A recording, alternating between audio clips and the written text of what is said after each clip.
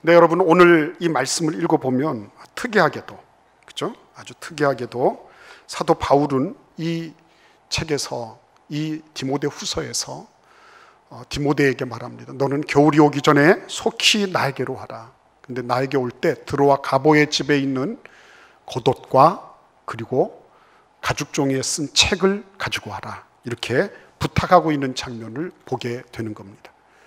좀 이상하지 않습니까, 여러분? 우리가 성경을 이렇게 읽다 보면 이상한 부분이 나오도록 되어 있는 게 그게 정상이에요. 왜 이상합니까? 이상한 이유는 왜 그렇죠? 이게 지금 디모데 후서는 감옥에서 쓴 거예요. 로마의 감옥에서. 그렇죠? 그리고 우리가 잘 아는 대로 이것은 이제 사도 바울이 살아생전에 쓸 수 있는 마지막 서신이 될 거예요. 유언과 같은 책이 될 것입니다. 그리고 여러분, 사도 바울은 지금 로마의 음습한 감옥에 있으면서 그곳에서 어쩌면 가장 지금 노구를 이끌고 가장 힘들고 어려운 육체적인 고비를 겪어가고 있는지 몰라요. 그는 지금 시시각각 자기의 최후가 다가오고 있는 것을 알고 있는 그런 것입니다. 그런 때입니다. 인류는 읽으면서 그 문화를 발전시켜 왔어요. 읽는 행위가 아니면 그거 할 수가 없는 거예요. 근데 이렇게 사도 바울이 책을 가지고 오라고 하면서 그의 삶 속에 일어나는 몇 가지를 우리는 충분히 추정해 볼 수 있다고 하는 것입니다. 우리 같이 한번 9절과 10절, 11절까지를 같이 읽어보도록 하겠습니다. 너는 어서 속히 내게로 오라. 데마는 이 세상을 사랑하여 나를 버리고 데살로니가로 갔고, 그레스게는 갈라디아로, 디도는 달마디아로 갔고, 누가만 나와 함께 있느니라. 내가 올 때에 마가를 데리고 오라. 그가 나의 일에 유익하니라. 두기고는 에베소로 보내었노라. 아멘. 여러분, 여기 보시면 몇 가지 우리가 사도 바울의 독서 생활을 통해서 일어난 그런 일들을 추측할 수가 있습니다. 맨 먼저는 사도 바울이 이렇게 드로아 카르푸스 가보의 집에 있는 그 겉옷과 책을 가지고 오라고 이렇게 얘기할 때 그는 이전에 벌써 그 책과 겉옷을 가지고 다녔다는 걸 알 수가 있는 거죠. 그는 그것을 휴대하고 있었음이 틀림이 없는 겁니다. 그 얘기는 무슨 얘기냐면 그는 길리기아 다소성 사람이에요. 길리기아 성의 수도가 다소였습니다. 그곳은 소위 말하면 아테네라고, 소아시아의 아테네라고 불리워지던 그리스 문화의 중심지이기도 했어요. 그곳은 그리스 철학과 문학과 그리스의 시비극이 상영되는 그런 그리스 문화의 중심지였습니다. 그곳에서 사도 바울이 나면서부터 로마 시민권을 가지고 태어났다는 거예요. 로마는 그때 당시 그리스의 철학과 문화들을 마치 그 스포이드에 잉크를 빨아들이는 것처럼, 그렇죠? 스펀지에 물을 묻히는 것처럼 쫙쫙 빨아들였습니다. 그래서 술라 같은 장군은 그리스를 정복하고 난 다음에 도서관을 통째로 이식해서 로마에 심을 정도로 그렇게 그리스의 문화를 사모하고 그것을 배우려고 노력했었어요. 그래서 학자들은 말합니다.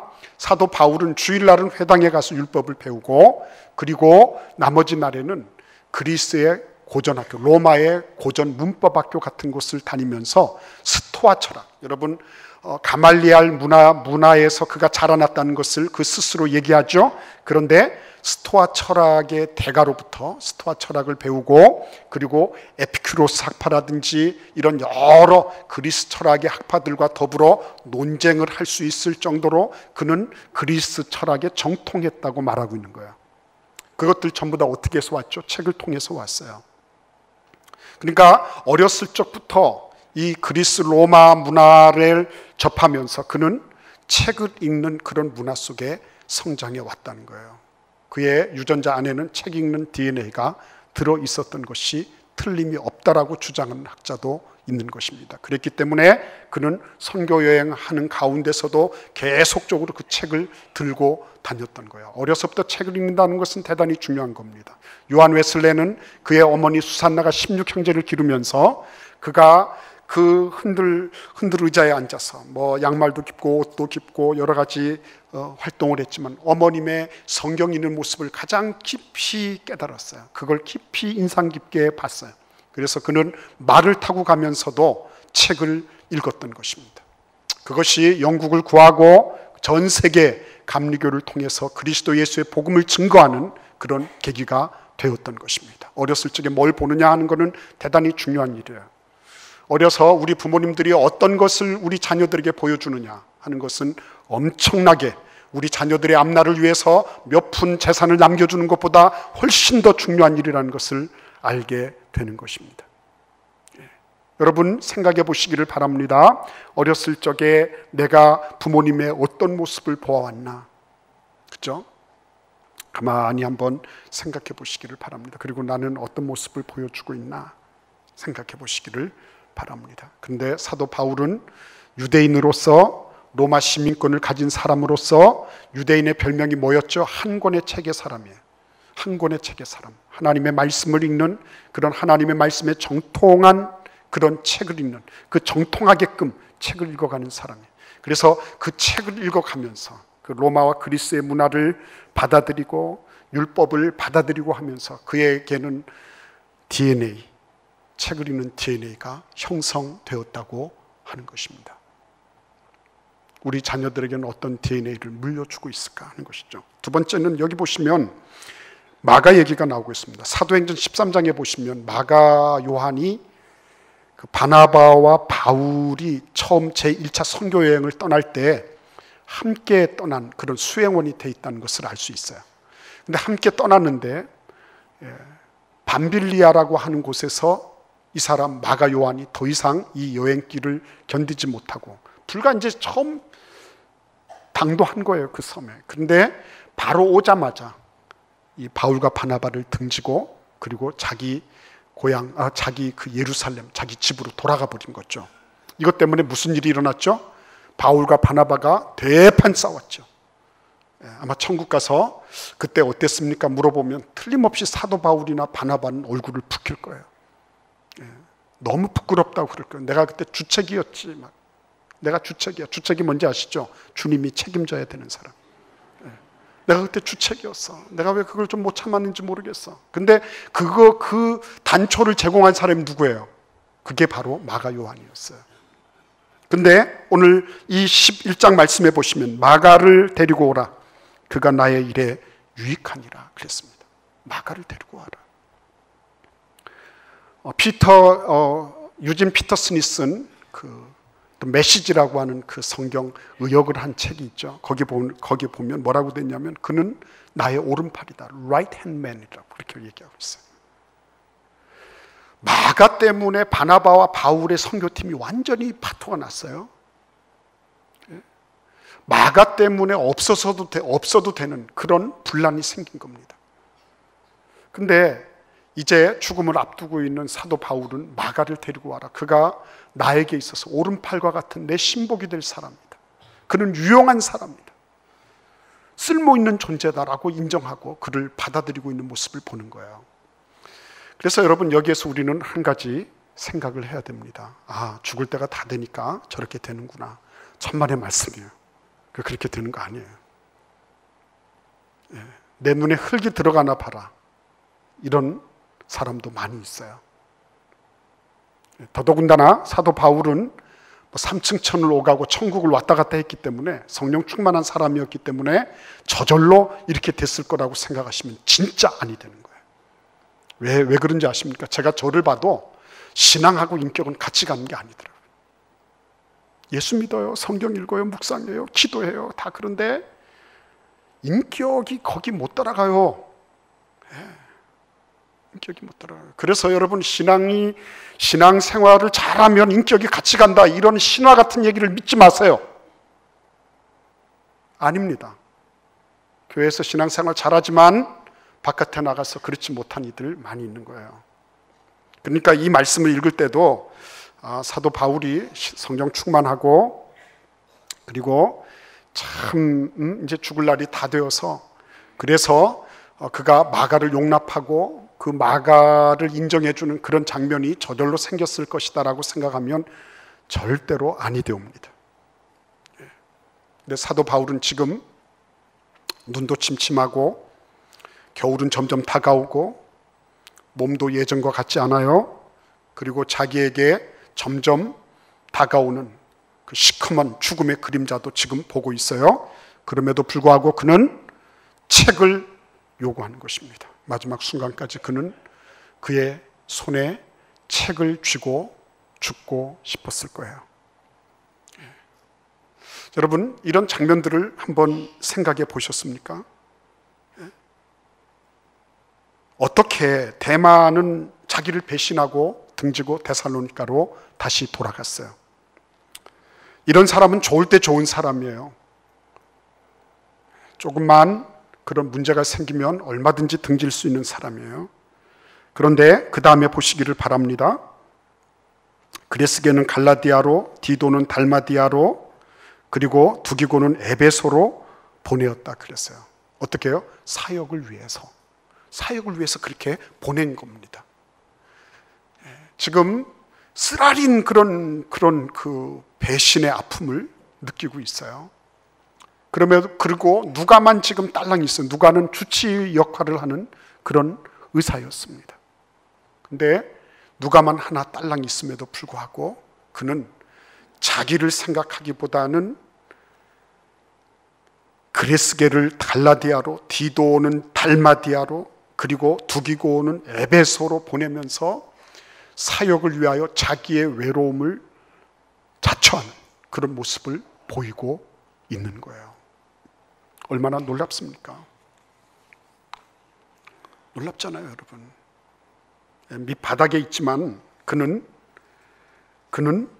하나님의 나라 전체를 볼 수 있는 눈이 있었어요. 하나님의 나라 전체를 볼 수 있는 눈.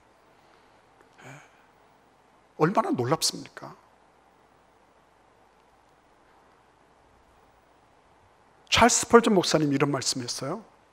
성경은 금괴다. 그리고 성경 이외의 모든 책들은 금박이다 그랬어요. 금박이다. 옛날에 성경책에 금박을 이렇게 묻힌 그런 금빛 성경도 나왔더랬어요. 참 보기 좋은데 몇 번 이렇게 하고 나면, 쓰고 나면 그게 바래져요. 아쉽죠. 근데 그 성경은 금괴다. 금괴. 여러분, 금괴 1kg짜리 하나씩 잡으면 얼마나 될까요? 그게 가치가? 근데 그게 거대한 광산처럼, 엄청난 광산처럼 그렇게 우리에게 주어져 있는 거예요. 그리고 그 금괴와 더불어서 뭐가 있어요? 금박도 주어져 있는 거예요. 금박은 성경 외의 모든 책을 가리킨다 그랬습니다.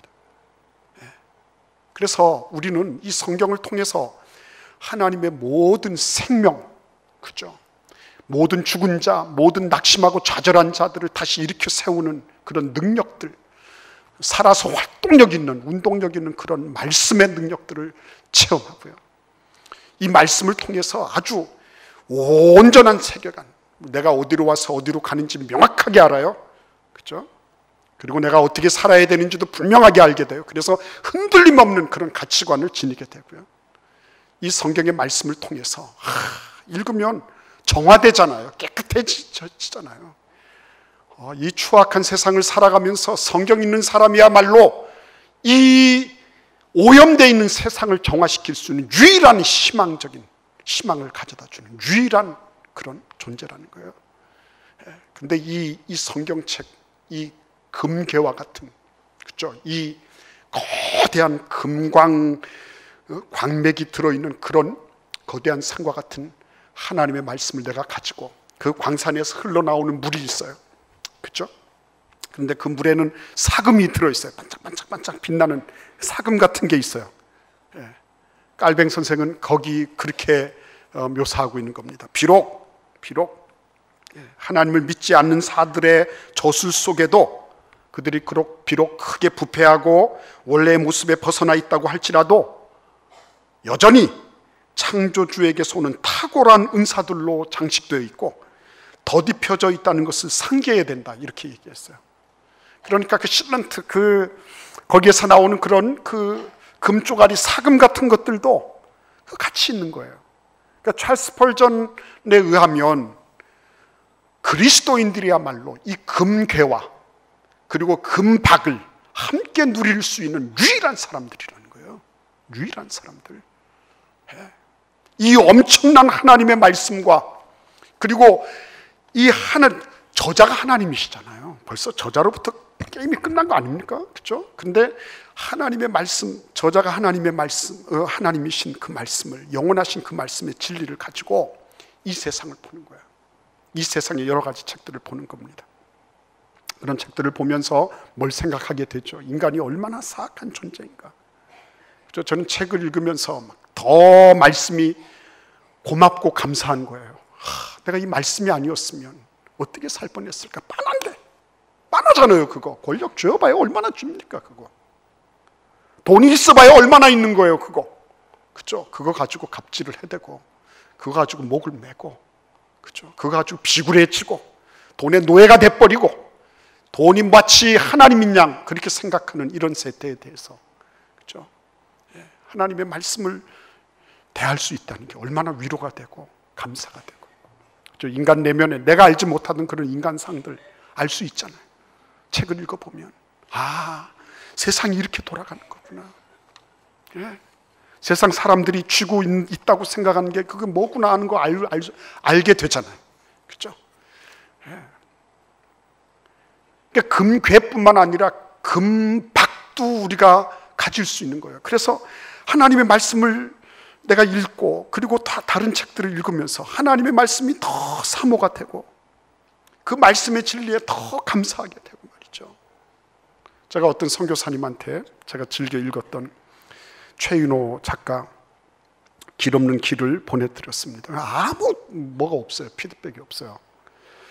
왜 그럴까 하고 제가 생각을 해봤더니 그분이 근본주의적인 그런 신앙을 가지고 있는 거예요. 그래서 무슨 이런 선교사한테 절집 다니는 사람들의 그런 행장을 적은 글을 주나, 이렇게 제가 이제 그렇게 생각해 보는 거죠. 그렇게 하면 오해할 수도 있었겠다. 내가 미리 잘 말씀을 드리고 설명을 하고서 했으면 좋았을 텐데, 그런 아쉬움이 남았어요. 근데 저는 그 책을 읽으면서 경허선사라고 하는 그 사람이 자기가 그 구도의 길을 떠나면서 얼마나 헌신적이었는지. 근데 그 헌신적인 그런 모습을 보면서 저는 뭘 생각했는 줄 압니까? 나는 이 석가의 제자도 이렇게 하는데 하물며 예수의 제자인 내가 이렇게 게으를 수가 있을까? 예수의 제자인 내가 저 뺨하게 생명이 없는 그것을 향해서 저렇게 헌신을 하는데 나는 생명이신 예수 그리스도를 섬기고 있으면서 나는 이거 뭐 하는 거지? 제가 얼마나 부끄러운지 몰라요. 상도도 읽어보세요. 상도도 읽어보면 임상옥이라는 사람이 얼마나 정직하게, 얼마나 신용 있게 그 상거래의 그 모든 것들을 정말, 그렇죠? 바르게, 그게 소설이지만요, 너무나 저는 은혜를 많이 받았어요. 김은혜의 소설을 읽어보세요. 절제된 문장을 읽어보세요. 칼의 노래에서 이순신이 어떻게 선조를 대하는지 한번 보세요. 여러분, 무슨 이게 뭐가 아니라 그런 것들을 공감할 수 있고, 그죠? 그걸 통해서 사람들의 어떤 내면들을 탐험해 갈 수 있고, 얼마나 그게 고마운 일인가. 감사한 거예요. 하나님이 책을 주셨다는 게 너무 고마운 거예요.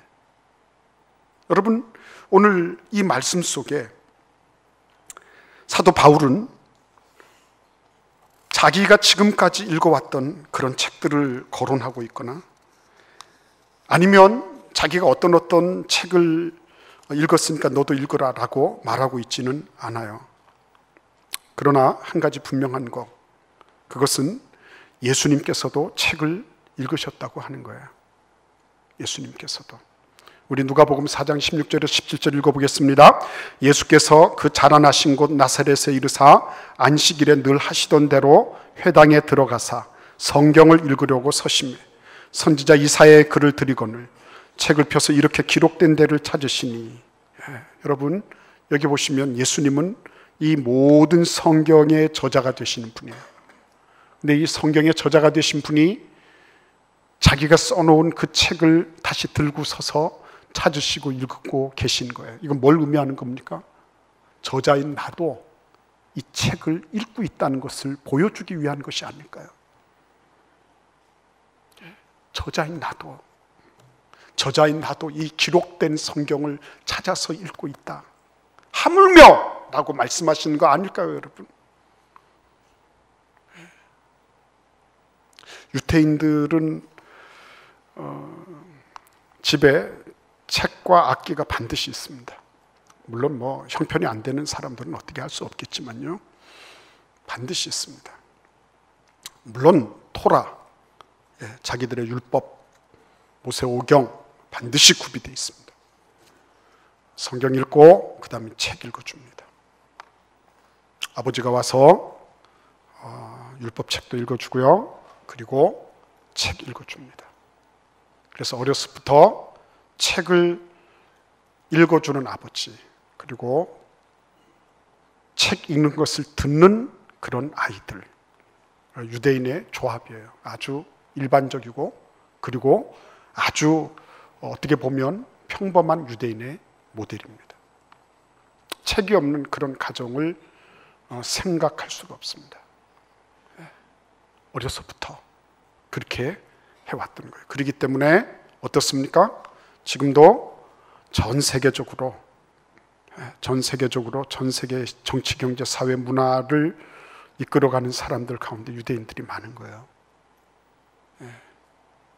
여러분, 잘 생각해야 됩니다. 예수님께서 성경의 저자였습니다. 이 성경의 저자이신 예수님께서 그 책을 읽으시고 계신 장면을 연상해 보시기를 바랍니다. 그리고 성경 안에 구원도, 믿음도, 경건도, 삶에 대한 인간이 필요한 모든 것들이 다 충족되게 들어가 있어요. 성경은 이 죽은 심령을 살리는 능력 있는 책이에요. 그 최고의 책입니다. 모든 책을 판단하는 기준이 되는 책이 성경책이라고 그렇게 말하는 분도 있습니다. 이 책과 더불어서 예수님께서는 봐라, 내가 책을 읽고 있지, 너희들은 어떻게 해야 되겠니? 라고 말씀하시는 듯이 이렇게 나사렛 회당에서 이사야서 그 스크롤을 가지고서 이사야서를 펼치셔서 그것을 읽고 계신 모습을 보는 것입니다. 여러분, 우리의 자녀들의 앞날이 어떻게 돼야 될까요? 리터리처라고 얘기할 때 앞에 나오는 LIT, 리트는 그건 빛을 가리키는 말이에요. 조명을 가리키는 말이에요. 리터리처는 근본적으로 책을 통해서 그렇게 전파됐어요. 근데 여러분, 우리의 집에서 할아버지, 할머니, 그리고 우리 아빠, 엄마가 하나님의 말씀을 펼쳤을 때 그때 진리의 조명이 그 집에 비추어지기 시작합니다. 진리의 조명이. 아빠, 엄마가 그리고 할아버지, 할머니가 또 다른 책을 폈을 때도 진리의 책이 어떤 책인지를 방증해 주는 여러 가지 것들을 함께 누리게 되는 거예요. 이 교육의 달에 우리의 사랑하는 아들, 딸들에게 빛을 비추어 주는 그런 은혜로운 우리 할아버지, 할머니, 우리 부모님들이 되시기를 바라요. 예수님께서 보여주신 것처럼 그렇게 하나님 앞에서 그렇게 책을 펼치고 말씀을 묵상하고 책을 읽어가는 그런 아름다운 모습이 우리 모두에게 있기를 기원합니다. 기도하겠습니다.